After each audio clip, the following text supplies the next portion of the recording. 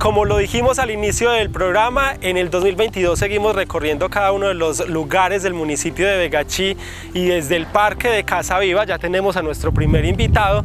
Él es Fernando Gómez y precisamente pues tuvo que ver mucho con la formulación y con la construcción del proyecto de Casa Viva. Fernando, ¿cómo está? Bienvenido a este espacio y qué bueno que nos empiece a contar a nosotros y a todos los televidentes sobre cómo fue la formulación de ese proyecto de Casa Viva. Juan, buenas tardes. Les cuento. El proyecto se inició en el periodo de gobierno del 2005 al 2007 con Juan Pablo Bernal. En esa época yo era secretario de Planeación y el alcalde actual, Deison, era el coordinador de Banco de Proyectos. El gobernador de Antioquia era Aníbal Gaviria, el que actualmente es el gobernador por segunda vez. Y en la jornada de acuerdos que hacía como proyecto para socializar con los municipios, se hizo un acuerdo en el cual era la construcción para un proyecto de 250 viviendas acá en el municipio de Vegachí. El proyecto se formuló de la mano con la empresa de vivienda de Antioquia y con la Fundación Tierra Viva de Barichara, Santander, la cual tenía un conocimiento muy amplio en el manejo de arquitectura en tierra. La particularidad de esta urbanización es que el bloque se denomina bloque de tierra estabilizado, o bloque en tierra.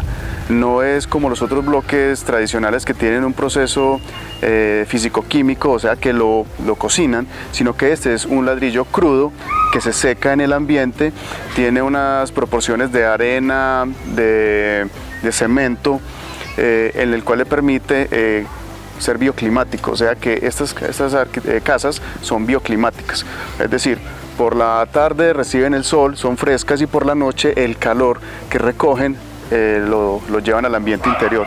Entonces son unas viviendas que, digamos, como dice la fundación, respiran, son casas, por eso se llama Casa Viva, porque son casas que no tienen ningún proceso artificial, sino que todo es un proceso natural en el sistema de construcción. Claro que sí. Bueno, cuando se inició con la construcción del proyecto sobre el papel, ¿cómo empezaron a estructurarlo?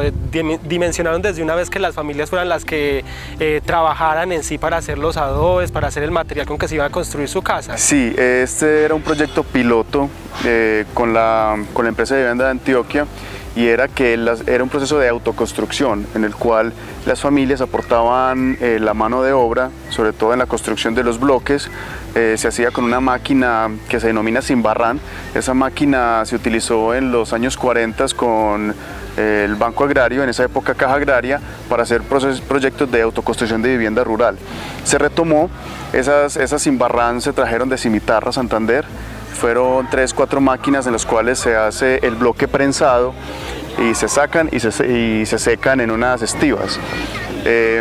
Ese trabajo fue muy bonito, el trabajo con la comunidad, porque pues, más que todo lo lideraron las mujeres. Casi todas eran madres cabeza de hogar, y entonces se manejaban hasta en 3 turnos. Y en cada turno hacían un promedio entre 400 a 700 ladrillos y los ponían a secar. Una vivienda se compone de más o menos 3.600 ladrillos.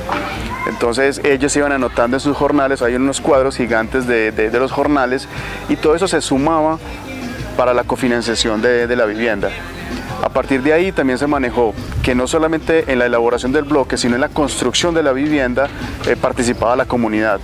Entonces fue un trabajo muy bacano porque permitió que personas que no tienen ningún conocimiento en construcción terminaron siendo ayudantes entendidos y oficiales de construcción. Las familias, ¿qué era lo que tenían que aportar para la construcción de su vivienda? ¿Solo los jornales o también debían aportar dinero para esa construcción? Las familias que tenían la capacidad de pago, de dar algo en dinero, lo aportaban. Los demás lo hacían, digamos, en mano de obra. Sin embargo, había personas que por su condición económica no le permitía trabajar porque tenían otro trabajo, entonces le pagaban a alguien para que hiciera los jornales y le compensara eso. Entonces finalmente hubo también un trabajo, digamos que unos ingresos indirectos de personas que de pronto no tenían posibilidad de trabajar en otros lugares y trabajaban aquí como en esa empresa comunitaria de la construcción de los ladrillos. ¿Cuánto tiempo duró la construcción de estas viviendas que tenemos hoy en Casa Viva? Desde el 2005 al 2007 se hizo una primera etapa grande, el proyecto de 250 viviendas totales, se hizo una primera etapa de 104, Esas viviendas se lograron terminar a finales del 2007, comienzos del 2008, y se comenzó ya con el proceso de entrega de escrituración y todo el tema, digamos, como la primera etapa de proyectación de cómo sería el urbanismo. El urbanismo se demoró casi 6-7 años en hacerlo, que fue el tema de la pavimentación y de los andenes, que se hizo hace 4 o 5 años en la pasada administración, y en este momento tenemos el proyecto de la construcción del parque. En ese momento donde estamos sería una renovación urbana que se le solicitó al gobernador encargado, Fernando, y posteriormente pues al gobernador actual, y la comunidad solicitó el parque, y Dios mediante el viernes entregamos el proyecto final. Hablamos de 250 viviendas en el proyecto inicial. ¿Por qué no se terminaron estas viviendas? ¿No alcanzó el tiempo? ¿No resultó todo el personal para las casas que se iban a construir, o por qué no se terminó? Las familias estaban. Sin embargo, digamos, con los cambios de administración departamental y municipal, se plantearon otros proyectos de vivienda con otro sistema constructivo. Entonces, al cambiar el sistema constructivo por autoconstrucción, no todas las familias tenían la capacidad de pago. Entonces eso, digamos, generó que hay familias que desafortunadamente no pudieron seguir en el proyecto. También en ese periodo entre el 2010 y el 2020, el gobierno nacional planteó construcción de vivienda gratis, pero en altura. Por algo está el proyecto Altos de la Vega. Ese proyecto está dentro de lo que se denominó Vivienda 100.000. Entonces esas casas eran gratis. Después, digamos, que se continuó con otros procesos en otros periodos de gobierno, y se pudo construir lo que fue Villa Milagros y posteriormente Santa Ema. Pero el proyecto como tal, por el sistema constructivo, fue, digamos, difícil que se pudiera continuar con un periodo administrativo a nivel departamental y a nivel municipal. O sea que no es posible administrativamente hoy pensar en que en Vegachí podríamos continuar con otras construcciones similares a las de Casa Viva. Tenemos la expectativa de un acuerdo con la gobernación, específicamente con la empresa de vivienda de Antioquia, de hacer 100 viviendas en tierra, con este mismo sistema constructivo para 100 familias. Se ha evolucionado en estos 10-15 años del proyecto, se ha evolucionado el sistema constructivo. Esta, por ejemplo, es la urbanización más grande en Latinoamérica de vivienda en ladrillo de tierra estabilizados, de vivienda en tierra. De hecho, ganó un premio, y no sabíamos, ganó un premio internacional porque lo presentó la Fundación Tierra Viva. Y para poderlo continuar, estamos a la expectativa de hacer el cierre financiero, porque obviamente ya no serían viviendas de un solo nivel, o sea, viviendas unifamiliares, sino que podían ser viviendas multifamiliares, que fueran de 2 o 3 niveles, pero que fueran no viviendas, sino casi apartamentos, y que siguieran siendo en tierra. Estamos en ese proceso. El tema es que al municipio le tocaría aportar el tema de los diseños, que son diseños costosos, porque hay que hacer todo un trabajo de estudios previos con la fundación, pero tenemos el apoyo de la gobernación. Entonces ahora, este año que viene, la jornada de acuerdos 2022, estamos a la expectativa de qué nos cuáles serían los alcances y si realmente podemos ejecutar esto, porque realmente tenemos la expectativa de que cuando venga el señor gobernador Aníbal Gaviria, que fue, digamos, que el mentor de este proyecto, de pronto nos pueda apoyar en la consecución de los recursos para los diseños, que es lo más importante. Fernando, el diseño, ¿se pensaba inicialmente, se planteó que se podía cambiar ese diseño, o porque vemos hoy en día unas casas ya completamente diferentes? ¿Se podría cambiar ese diseño como lo habían planteado inicialmente? Finalmente, el ejercicio de diseño que se hizo con la Fundación Tierra Viva se realizó de tal forma que no se modificara en el tiempo, sino de forma interna, que no se manejara ningún tipo de alteración de las fachadas. Por eso se manejó el porche, por eso se manejó un sistema de doble altura, y atrás se hizo un crecimiento, digamos, que con una unidad básica.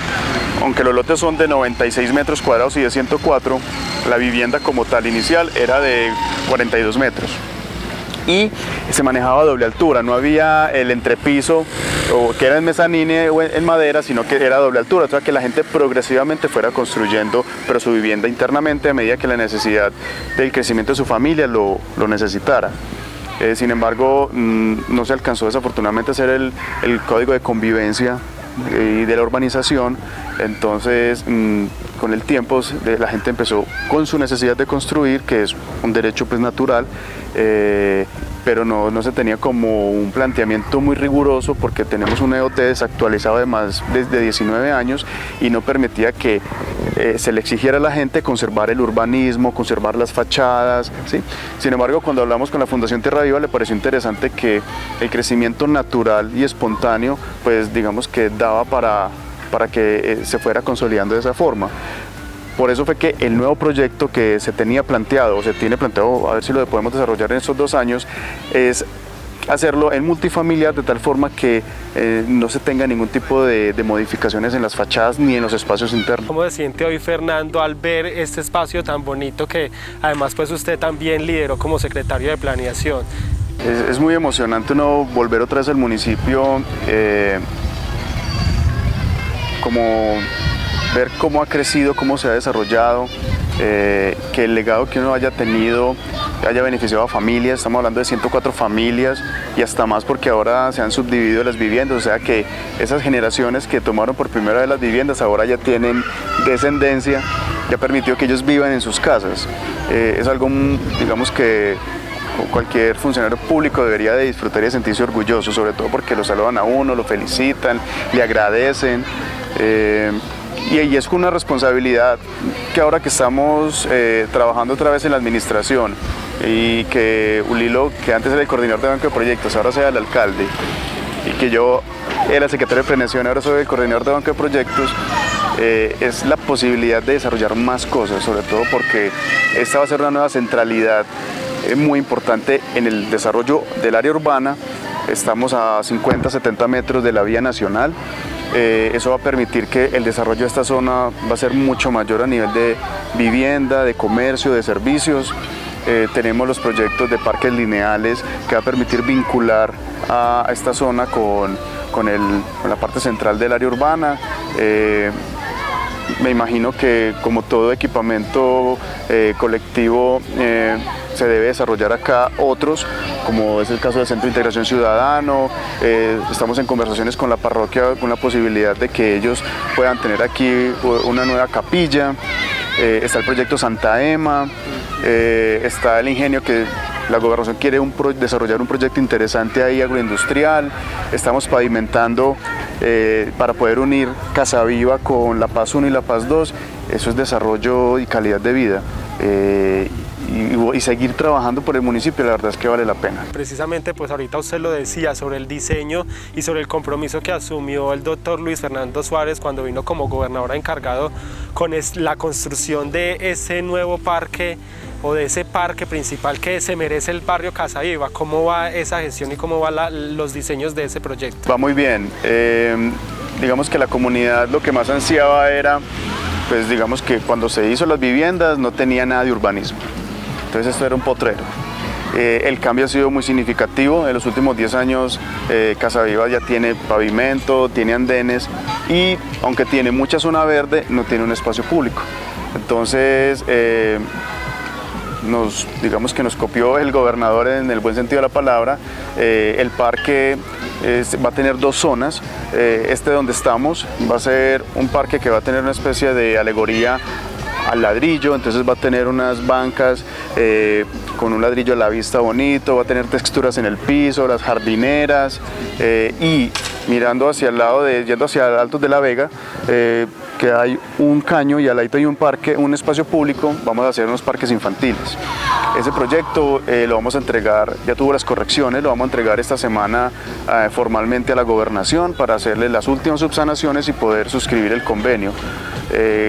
Se sabe que comenzamos en ley de garantías, pues no podemos, digamos, todavía firmarlo, pero la idea sería que de darse digamos que nos aprueben el proyecto, comenzaríamos en el segundo semestre. Claro, ¿se imaginaron cuando estaban formulando el proyecto de Casa Viva todo el desarrollo que iba a tener toda esta zona para este lado? La verdad es que no. Yo creo que Vegachí, digamos que ha sido bendecido por circunstancias que incluso desconocía. Por ejemplo, la vía nacional era algo que se tenía proyectado, pero no se sabía ciencia cierta por dónde iba a ser el trazado. Y eso, por ejemplo, es algo que le va a dar el cambio sustancial al desarrollo de Vegachí. Entonces, la verdad no pensábamos que eso fuera a generar tanto desarrollo en esta zona, porque mira que después de un lapso de casi del 2005-2007 al 2017, fueron casi 10 años que no se desarrolló ningún tipo de viviendas o de industria y comercio en este sector, sino que empezó fue Santa Ema ya en el 2019. Fueron casi 8 o 10 años que no hubo desarrollo como tal significativo, y ahora de un momento a otro ya viene la explosión de construcción, y este es el lugar donde está, digamos, la posibilidad de desarrollar el resto de la vivienda por los próximos 10 años. Vamos a tener la vía troncal, vamos a tener la vía nacional. O sea, la verdad es que el desarrollo acá hay que pensarlo muy bien. Estamos esperando que el EOT, que este año se va a presentar al Consejo, permita el desarrollo de, digamos, optimizar las áreas que tiene el municipio y las familias para que puedan construir a una mayor altura, asesorarlos desde planeación para que la gente aprenda que el municipio es el amigo que lo puede acompañar para el desarrollo de sus viviendas. Y esperemos que con el tiempo se vaya consolidando Vegachí como un centro, el centro comercial del Nordeste, que sea el centro más importante de desarrollo comercial y turístico, y eso lo permite. Hemos dicho, Vegachí está en todas las condiciones para tener una buena calidad de vida para vivienda, que no lo tiene, digamos, otros municipios en la región. Y estamos con todas para poder proyectar al municipio los próximos 12 años. Que nos den ese título que nos merecemos desde hace mucho tiempo, ¿cierto? Porque desde hace rato somos el centro del Nordeste. Sí. A nosotros hace 15 años tuvimos la fortuna con Aníbal como gobernador de inaugurar la troncal del Nordeste cuando llegó a Vegachí. Era un sueño hace 40 años y ahora podemos disfrutar, gracias a Dios, de que se esté construyendo la vía nacional, que es una vía nacional que nos va a comunicar con la costa. La gente, ni yo, entendería que es tener una vía nacional al lado de uno. Eso lo saben municipios como Marinilla, como Guarne, ¿sí? Que saben que es tener una vía nacional, que de tener 5 camiones pasen a tener 500 diarios pasando todos los días. Es una oportunidad comercial, es una oportunidad de desarrollo económico, de desarrollo turístico, de servicios. El municipio tiene muchas bondades para poder ser un buen lugar de habitación.